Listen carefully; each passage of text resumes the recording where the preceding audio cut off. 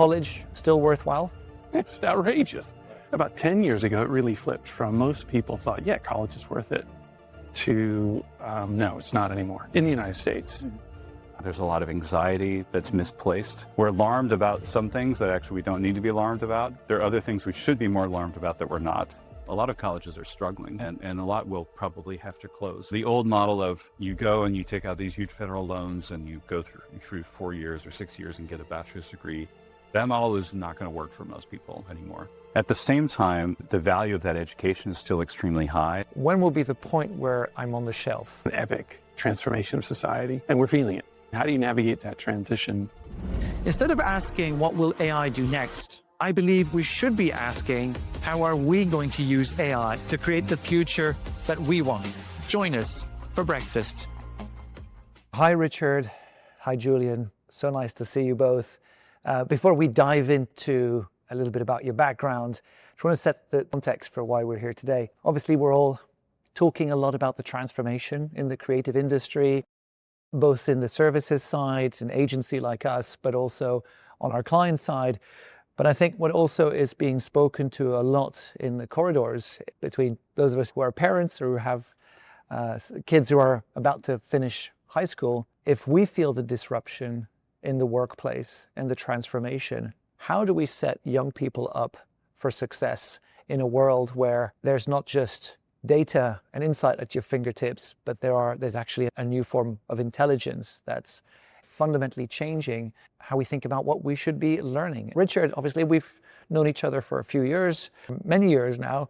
You led UX at Ford. In many respects, you actually helped to shape the UX organization that they still use today.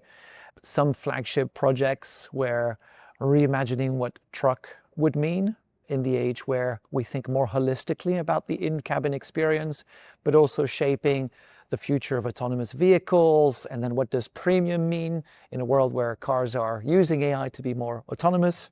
And then you're also the founder of the Turn Institute, which is an organization that has two parts, as I understand. One is to help senior executives take the steps, make the turn towards a more agentic future. And then on the other hand, also there's a consultancy aspect to it where you provide strategy and systems design for large organizations. And then Julian is your partner at the Turn Institute. Julian also is an associate professor and has a leadership role at ArtCenter, the famous ArtCenter that so many famous alumni in the design world came from ArtCenter.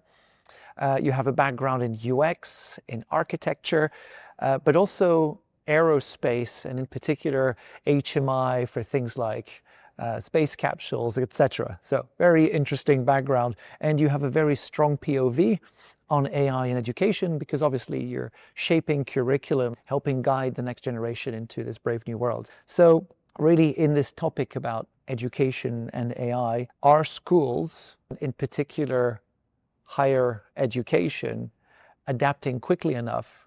And maybe even more importantly, is college still worthwhile?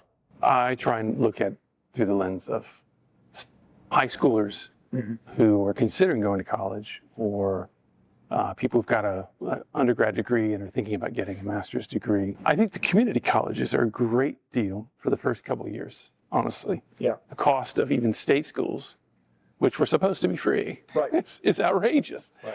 And to go there and spend the first 2 years learning some of the basics, like, is probably not a really good value proposition for most people, particularly in the last, say, 30, 40 years. You know, the Americans basically haven't gotten a raise in terms of income and purchasing power, but the cost of education has just kept going up. Right.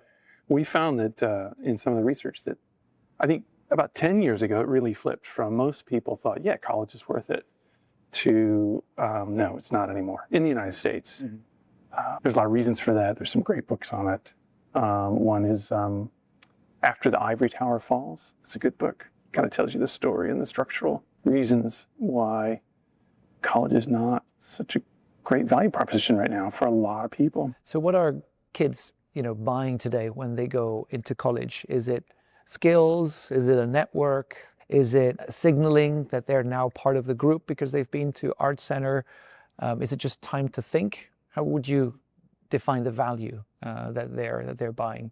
Yeah, well, students are really looking closely at the ROI of higher education because, like Richard said, like the cost of higher ed has gone out of control and has become unaffordable for most people. At the same time, the value of that education is still extremely high. It's still the best kind of way to get into the middle class, to get entry into really good careers. Yeah. And so students are looking very closely at the cost, but also the career paths. And so they're saying like, okay, what career does this lead me to? And they're doing that math when they're looking at degrees. AI has been around for a while, and we felt it in the creative industry, I would say for 15, maybe more, maybe 20 years. I would go as far as predictive analytics. That's a form of AI.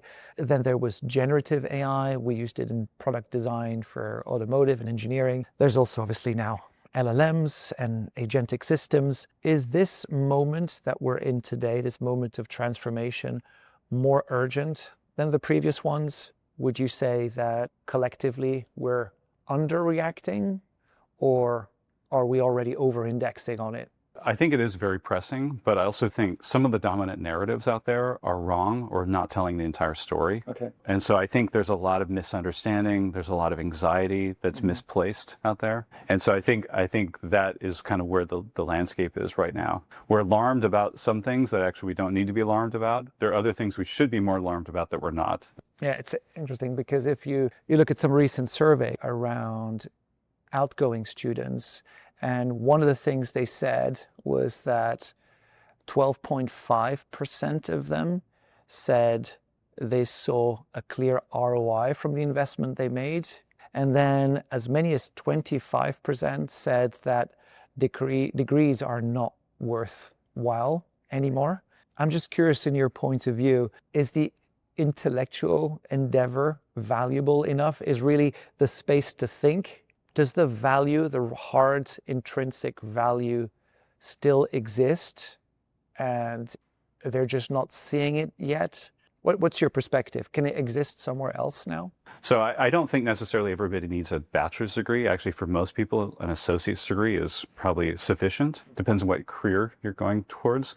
But for those using AI tools, and especially LLMs, having that broad kind of liberal arts education, that broad knowledge, and more importantly, the thinking skills makes you more effective at using the AI tools. And if you don't have that educational foundation, you're much less effective as a worker using those AI tools. Right.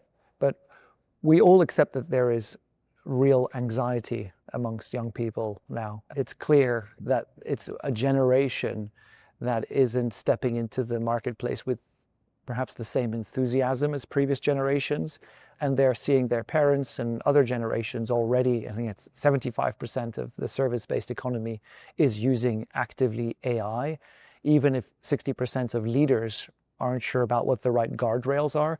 If those people using them day to day are finding it difficult to implement and to understand, do you think that on the teachers and parents on the other side, we're even less likely to understand it, and maybe even we're solving the wrong problem altogether? Or is this sort of fear misplaced? Partly, yes. And I think the reason why is because there's a lot of hysteria about AI wiping out jobs. And a lot of that is overstated, because the actual narrative that we're seeing is that a lot of jobs are being created. So there are jobs being lost to automation, and there's a long history of that, so that's not new. Yeah. But we're also seeing new jobs being created, and especially in some of the creative fields, but also like in certain fields of engineering, psychology, where there's a lot of human AI collaboration, but there's job growth. And we're definitely seeing that in our field. Like there's strong job growth. So Richard, tell us a little bit more about the Turn Institute. So what does the Turn Institute, and what was it designed to fix? And then maybe also if you could unpack a little bit, where does it sit between education and consultancy? Because I think a lot of service-based businesses, particularly in the creative sector, there's an element of, educating our clients and around what it is that we do and where the value lies in design. It's dedicated to really navigating this great turning that historians talk about. This is like an epic transformation of society, and we're feeling it definitely in the last 10 years. Yeah. And we believe creative leadership is going to be critical for that. We've got a lot of extractive leadership at the moment, but we're going to have very open, creative minds, dynamic, agile minds to think about the new ways that we live, okay? It's going to be different in 20 or 30 years, and it needs to be, right? And how do you navigate that transition?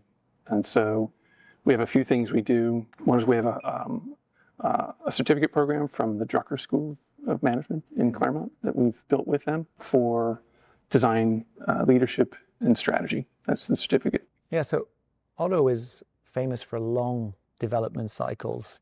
You know, a new product can take 6 years from a white sheet of paper down to, you know, what they call job one, where the vehicle rolls off the production line. Obviously, that's speeding up. China has even some platforms and products that were developed in a matter of months, not years. So I'm curious to know, is the industry ready for such a shift that's happening so quickly? And then how do you translate the change that needs to happen into the next generation, then apply? Is there something actionable that you're teaching them or that you can help implement? As creative leaders, as you know, we still are design leaders, like in industry. Heads of design in different businesses, as well as teaching. And so the team that made this car can make another one. And so it's like the team, the people creating this thing is really the primary source of leverage, or a stronger source of leverage than making a better widget, car, truck, whatever. And so for me, Turn is a place to do more of the human development work, okay? Help people really navigate this transition, making the right products and services. And to Julian's point, we take a broad view of society from, you know, ethical business, sustainability, and how do you lead people, yourself, teams, and even large organizations through that space. You're talking about it a lot in the sense of being more than just something that happens in the workplace or across productivity. You talk about it a lot in the sense of like a civilizational turn. Do you think it's also not just about productivity and how we do things or provide value, but a fundamental shift in how we live and maybe even how we think?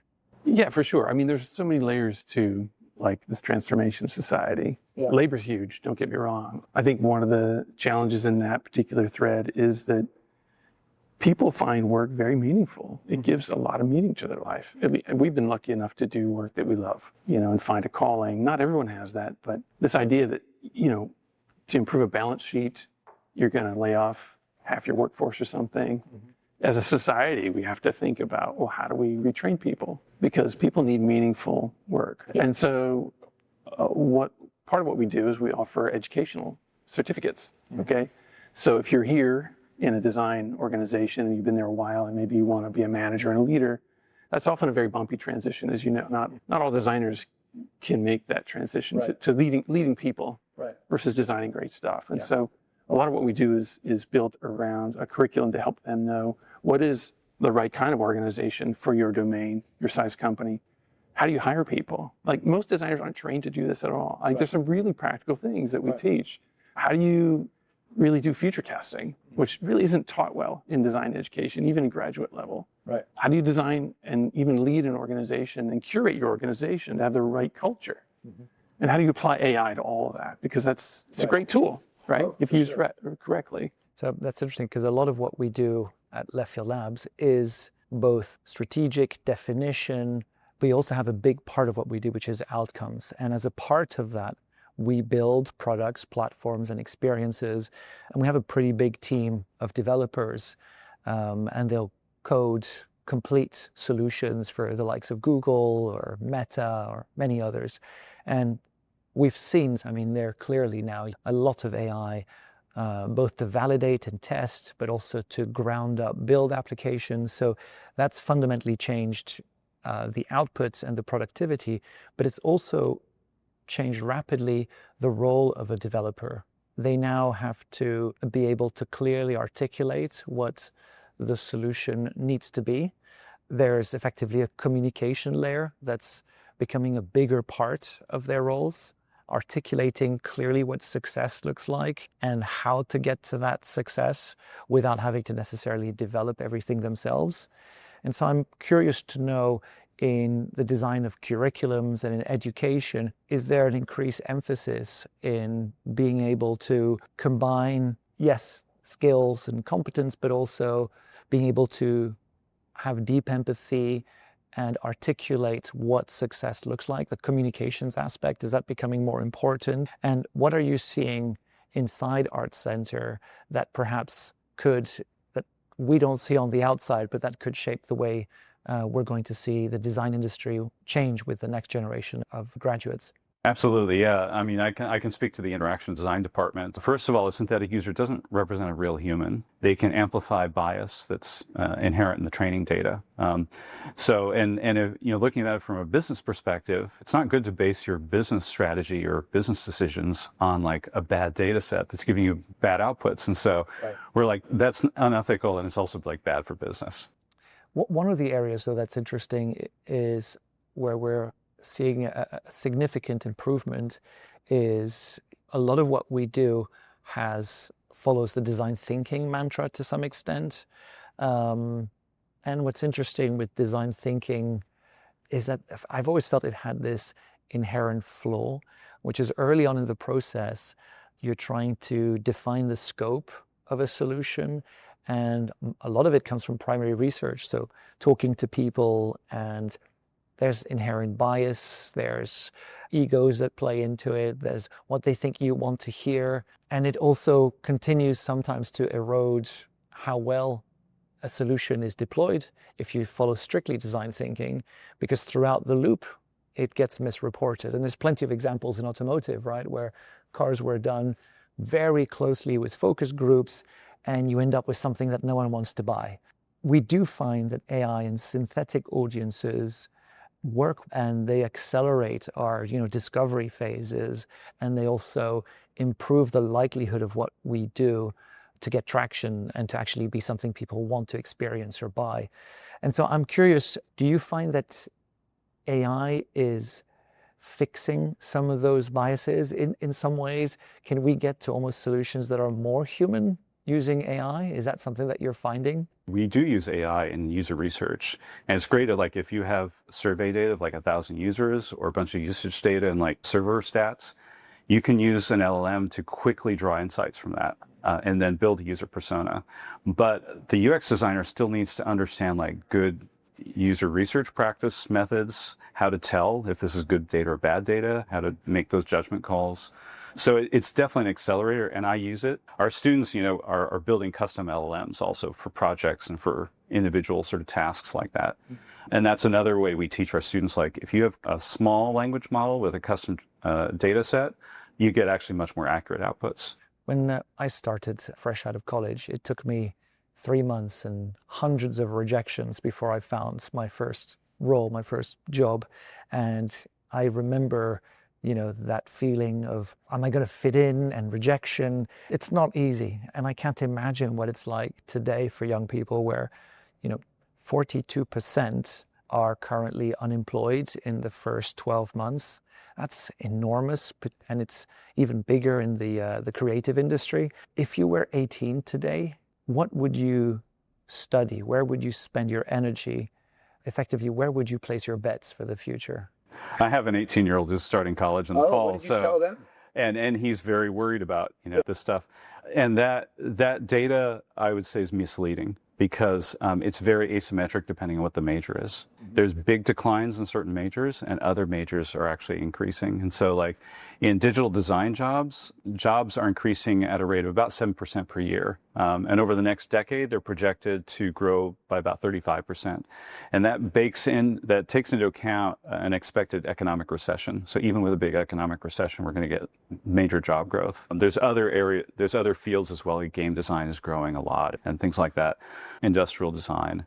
And so it depends on which major you pick. It's like, well, the first job is really the problem, is how do you get that first step? How should they present themselves? ArtCenter had fantastic books that graduates exited and entered the workplace And that was always a calling card of quality and of you knew you had someone of very high caliber joining your organization.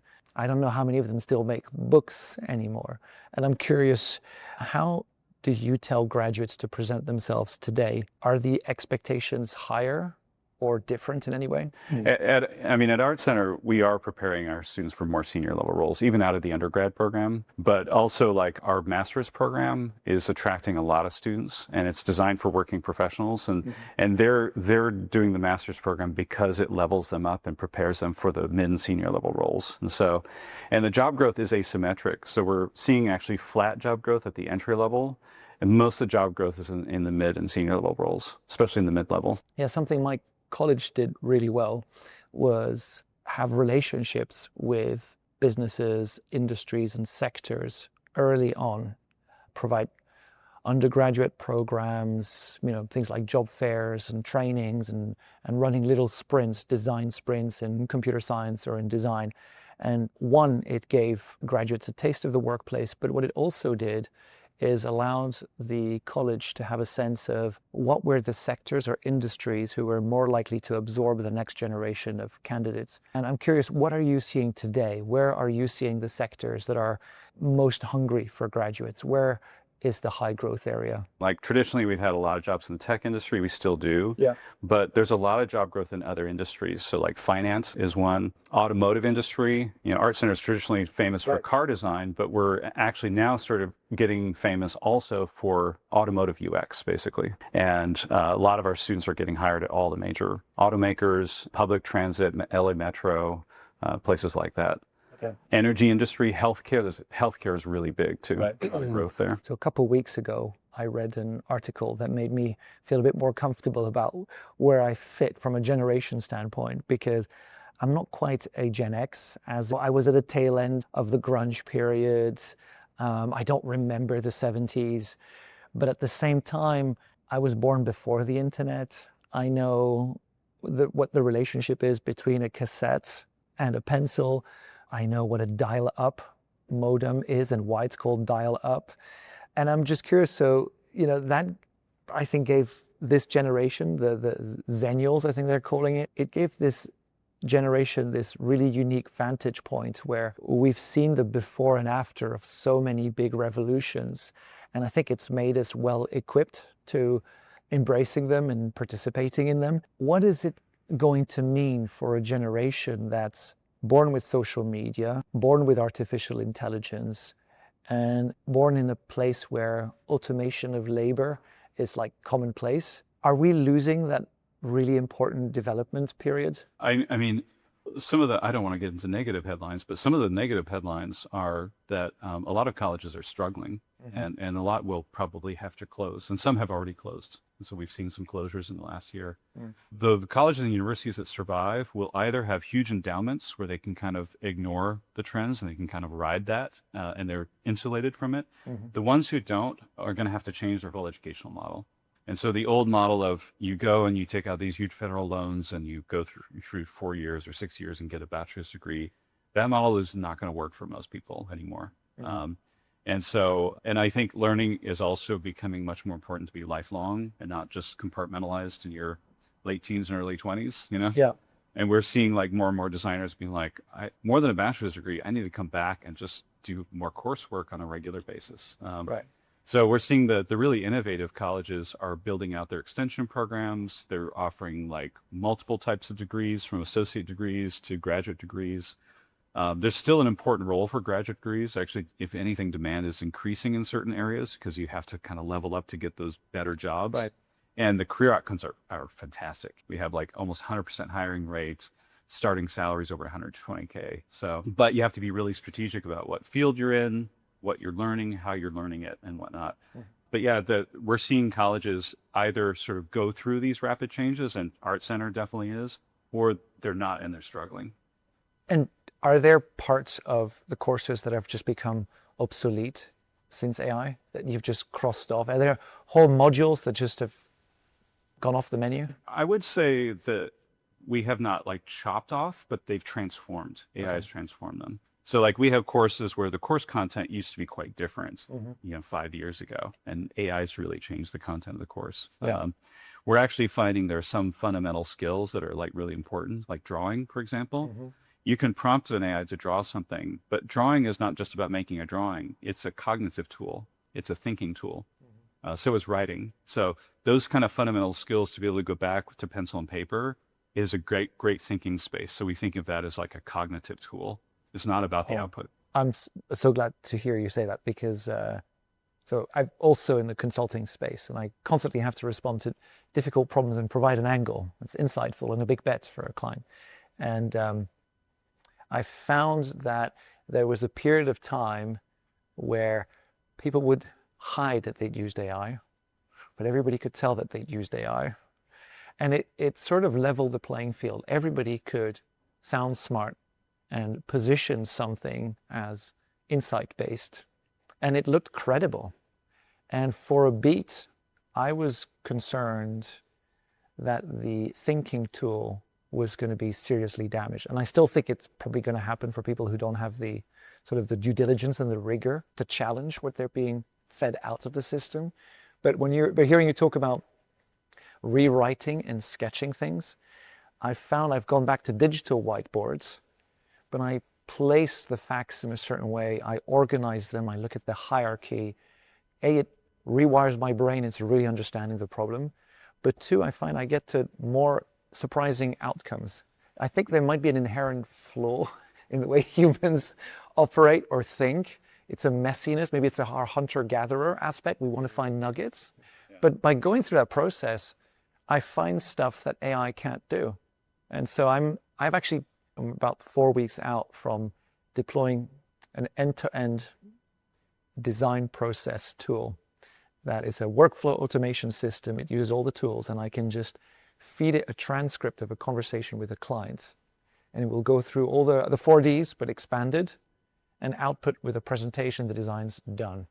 And the reason I'm doing that is I want to know what is the best answer that AI can come up with right now, so I can find the white space that only humans can go. And I found that was really like an exciting eureka moment, because I was like, oh, actually all my flaws have a net benefit, because it's allowing me to find stuff that maybe AI, with its pragmatic way of looking at it, wouldn't have found.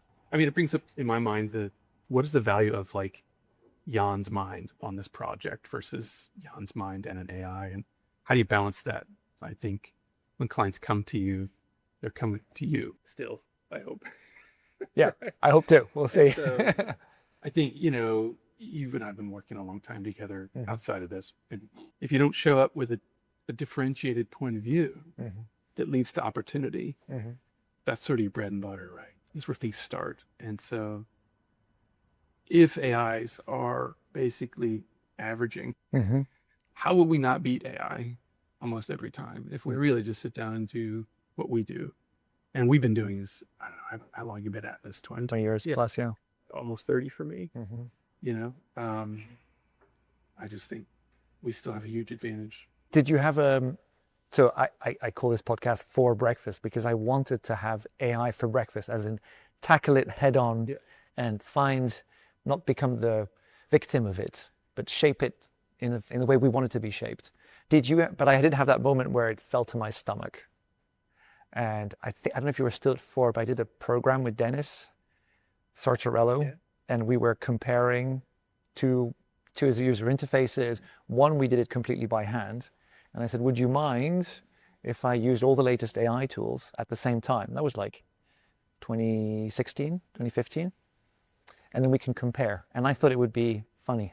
We'd see all the flaws in all these generative tools. It wasn't funny.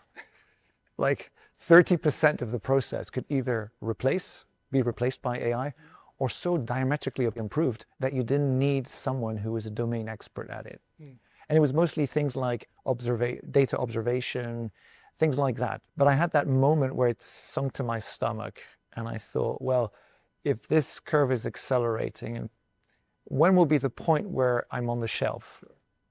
Did you have that moment? Is it still settling, or are you on the other side of it? I feel like I can, and younger people have this more as a challenge, is they don't have decades of different domain experience to bring to her work every day, right? And I think that's to Julian's point, why I think the younger people need to really get broad education. A liberal arts education is critical at this point, maybe more important than ever. So as a young person, you can bring a lot of different context into what you do and leverage different things that you've learned across. So I know we're getting close to time. I was curious to know a little bit more specifically about automotive design and the physical digital interface. So specifically what you, because Turn is not just education, right? There's also a dimension that's around consulting. Yeah. So how, as an entrepreneur and as a business, how have your services changed, and what is the value that people come and seek when they're designing? And I don't know if we can talk specifically about programs. I know some of them are confidential because they might be in defense, but is there things we can touch on slightly so we can understand how what you do is changing? So I'll just talk about startup customer. Okay. They're looking for people with a global profile. We've had senior leadership positions, but they're looking for a leader. Like, so a fractional leader who could be the head of design or chief creative officer, who can start a small scrappy team, build something, just get something built and validate it, understand sort of startup culture, customer development versus product development. So people who can just get things done quickly, but who have also worked at scale and know what that's like. And that's a different kind of work culture. And to actually, so they're looking for, in my view, looking for people who can be the scrappy early stage entrepreneur, but scale an organization that's following some best practices and is a great culture. Right. And so that's what I'm seeing as desirable. So, and you need to have some good brands in your background, some victories that have evidence of global leadership in your domain, right? So I work for CEOs now. I don't work for middle managers or vice presidents. So that's maybe unique to what I'm doing now. I think there are other opportunities we can take this turn. A little bit about that work, if you want to get into it, is we're applying intelligence to traffic signal networks, which are very unintelligent and we're very disconnected. And it's just a massive step change in the performance of traffic and behavior of traffic in terms of CO2, reduction in CO2, traffic flows, travel time. The average traffic signal is just so numb and unagile and responsive to traffic that if you would apply intelligence to the network, you get massive step change. There was a video that went viral where someone asked his AI, I want to take my car to the car wash. It's 100 feet away. Should I drive or should I just go there on foot? And the AI was like, 100 foot is nothing. It'll get your heart racing. You should probably walk there. So it's like there's some simple things that if you purely evaluate a problem through language, you will miss. Yeah. And so Verbal language. verbal language. You know, you can have all the data inset that you want, Yeah. but the shorthand of using language and prediction of language, that leads to missteps, right? So the other tack I was going to take that triggered your question was this notion of delegation at work. That's not a new problem. We're doing it now with AIs, but people need to be trained even now. How do you delegate a task to an employee or someone who you manage, right? Delegation is actually very technical and there's some techniques there. Yeah. Right? Stephen Covey's really good at talking about the importance of delegation. I mean, I find now, So my point is like AIs they're not really good replacements for humans in general. But if they are, no matter what domain you're in, I think people need to learn delegation and the AIs need to be transparent enough to say, I can't do that or that, but I can do this. And right now there's a real lack of humility in the world because they want to claim they can do everything and they can't. right. And they ought to be able to say, thanks for giving me this job, but I'm in a situation where I can't quite get myself out of it. Can you help me out here? Like a good employee would. Like that transparency, that humility that's not being baked into the code, it seems. Yeah. And so without that, I don't think we're going to have the kind of, interactions that Jill is talking about, and at the Turn Institute, we explicitly focus on our philosophy. We want to, augment or enhance human performance. So even though the pressure from AI is accelerate, what's the immediate change? Don't lose sight of the long-term goals. And then from a higher education standpoint, what do you think higher education should stop doing now and should start doing to be more prepared for what's here and coming? I would say embrace the AI tools. I think a lot of universities are doing that, but not necessarily consistently. Teaching students also critically like like which tools to use, how to use them, what's the most effective and ethical uses of those tools, so that human judgment is critical.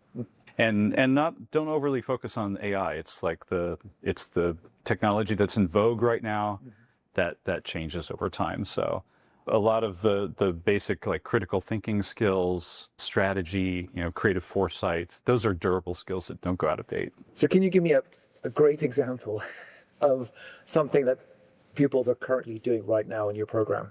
Absolutely. So great example is last summer, one of our grad students who was graduating for her capstone thesis project. Her name is Sophie Lynn. She did an arcade style game called Hedgie Town, and it's a little farming game with 8-bit style graphics and whatnot. And she liked these kind of old retro like Nintendo and Atari style games. So she built this game, but it was built on a different logic. And so it's designed actually to make you not play for too long and not get you hooked on the game. And so Hedgie is your main character. You have a little hedgehog, you create a garden with Hedgie, and then Hedgie will take a nap, and then you can't play the game for a while, and you have to go back and do something else. It's like, so it's like shuts down. I love that. You have to let Hedgie go to sleep. In 14 weeks last summer, she designed the game, user tested it, wrote the code using AI to help write the code. And she learned some basic coding last year, but she's not a software developer. Built a fully functional game. Wow. And running the code and everything. So you need a little bit of coding knowledge. There's a great example how like AI has completely changed the practice. Like previously we would not be able to build a working piece of software like that in 14 weeks. That's extraordinary. I'm thinking about the stuff that we did in automotive with like cardboard cutouts and pins. We could just generate a UI, vibe code it, and test it. That's a big advantage. Absolutely. Yeah. Like reducing and the fidelity, having higher fidelity sooner, I think is, especially when we think about all the months that we spent trying to convince executives to do something with like storyboards and comic books and video, all sorts of stuff, when now we can just show them and make that, visible, clear. So there is some exciting things, I think, also with the medium yet. Yeah. If I was 18 all over again, I would be excited about putting my vision straight. So It really is. It really is. Yeah. Cool. Thank you very much.